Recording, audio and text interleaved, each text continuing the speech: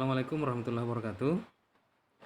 Mengingat banyaknya pertanyaan di grup tentang tugas diskusi yang saya upload di Google Classroom,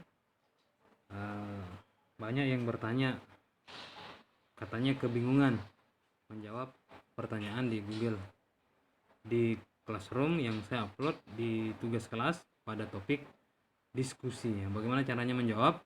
Berikut saya kasih tutorialnya. Yang pertama, tentu kalian buka kelasnya dulu, classroomnya dulu. Saya contohkan, saya buka kelas 8A IPS. Lanjut, kalian masuk di tugas kelas. Di tugas kelas kalian cari topik yang saya maksud ini ya. Ini topik, ini ada tugas, materi,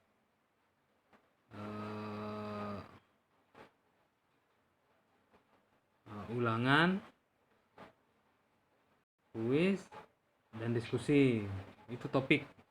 Jadi kalian untuk menjawab pertanyaan atau diskusi yang saya upload tentu masuk di topik diskusi.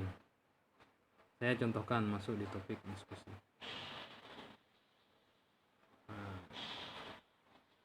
Ini tampilannya seperti ini karena saya sebagai pengajar yang memberikan tugas diserahkan. Saya pakai ini tugas kali ini ke forum diskusi karena di sini ada setelah saya kerja ada penilaian atau poin yang bisa saya langsung berikan pada topik diskusi. Sekarang kita masuk ke pertanyaan. Nah, ini pertanyaannya. Nah, ini. Membahas persoalan tenaga kerja lintas negara adalah sesuatu yang menarik untuk didiskusikan, apalagi menyangkut persoalan tenaga kerja ilegal.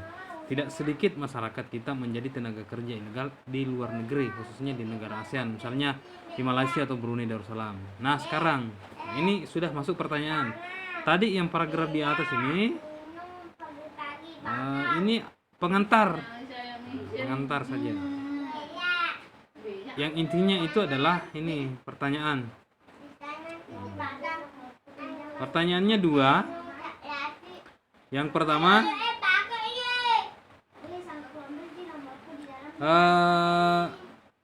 nah sekarang berikan gambaran singkat tentang persoalan tenaga kerja ilegal di negara kawasan ASEAN. Ini pertanyaan pertama.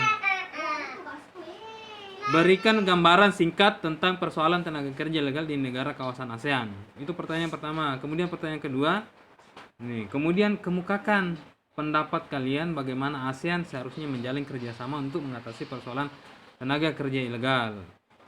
Itu pertanyaan. Kalau kalian menemukan pertanyaan kemukakan pendapat, ya memang sih tidak ada salahnya kalau itu pendapat kalian. Tapi pendapat kalian itu pasti dilatar belakangi dari bacaan ataupun referensi-referensi yang sudah kalian baca, kemudian dijadikan pendapat. Maka guru bisa dinilai atau orang bisa menilai bahwa pendapat yang kalian kemukakan itu referensinya ini. Ya, jadi jangan hanya sekedar berpendapat selesai, tapi pendapat itu pasti kita tahu referensi bacaannya dari mana. Nah, untuk menjawabnya di sini saya rasa sudah, ini ada petunjuk di bawah cara menjawabnya. Ini tampilan saya. Cara menjawabnya akan muncul di bawah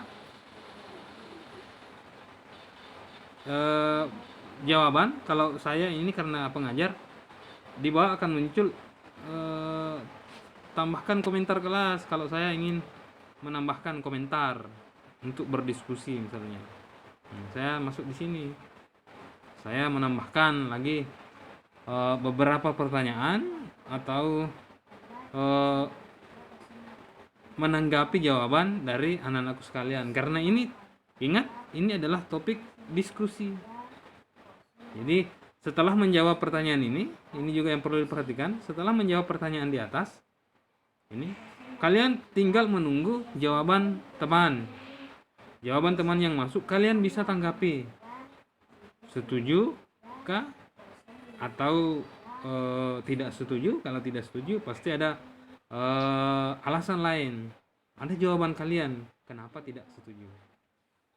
Ya. Saya kira demikian untuk tutorial bagaimana menjawab pertanyaan di forum diskusi. Mudah-mudahan video ini bermanfaat. Silahkan, waktunya masih lama untuk menjawab ini. Nantilah kalian punya mencari referensi, mencari jawaban, punya data, punya kuota, beli voucher, baru masuk mengerjakan tugas di forum diskusi. Oke, saya kira itu saja tutorial kali ini. Semangat belajar, tetap patuhi protokol kesehatan untuk memutus mata rantai penyebaran COVID-19 di Polewali Mandar. Assalamualaikum warahmatullahi wabarakatuh.